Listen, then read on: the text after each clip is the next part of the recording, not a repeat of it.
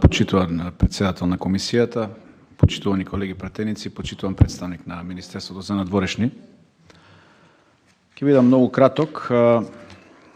Конкретно, добро е тоа што после толку години се финишира практично процесот на потпишување на договор со Соединетите Американски држави. Ова некако му доаѓа на 20 на веќе договори такви имаме потпишано и тоа е добро, така и треба да продолжи. Тоа на некој начин покажува дека и сме ценети од страна на партнерите. Сега сакам неколку реченици само да кажам поврзано со договорот. Вика во членот 7, поврзана со заштитата на класифицираните информации, ќе прочитам за да бидам јасен за јавноста. Вика, ниеден поединец нема право на пристап до класифицирани информации само по основ на чин, позиција, именување или безбедносен сертификат за физичко лице. Пристап до таквите информации се дава само на лицата кои што го исполнуваат принципот потребно да знае и го поседуваат потребниот безбедносен сертификат. Понатаму вика во членот 8.2 страната што го издава безбедносниот сертификат, односно државата, спроведува соодветна и доволно детална истрага со цел да се утврди соодветноста на лицето за пристап до класифицирани информации. Одлуката за издавање на сертификат ќе биде донесена во согласно со националните прописи.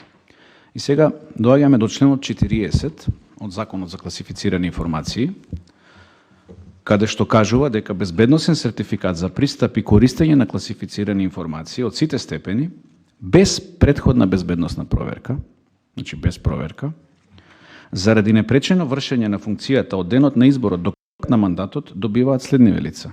И тоа е председател на држава, председателот на Собранието на Македонија, председателот на владата, замениците, односно вице-премиерите, председателот на Уставниот суд и председателот на Врховниот суд. Практично, тука се доведува, според на некој начин, во колизија, членот 40 е во колизија со членот 8.2 и членот 7, односно членот 8.2 од договорот.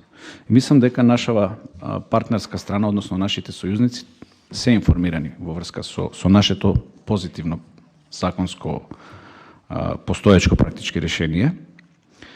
Само ќе потсетам, ние во изминатиот период, токму бидејќи законот наш овозможува да ете носители на такви државни функции, конкретен вице-премиер и поранешен министер одбрана, имал добиено безбедносен сертификат без претходна безбедносна проверка, значи спротивно од ова што е потпишано, и после тоа имавме ситуација каде што односот кон класифицираните информации не беше на потребното ниво, па ќе ве потсетам, имавме ситуација каде се објавуваа мапи од зони, безбедносни зони на единици кои што оперираат на одредено подрачје. И мислам дека односот кон класифицираните информации треба да биде на повисоко ниво и предлагам, доколку тоа не е земено во предвид, да биде информирана партнерската страна во врска со овој член 40 од нашиот закон. Ви благодарам. Да,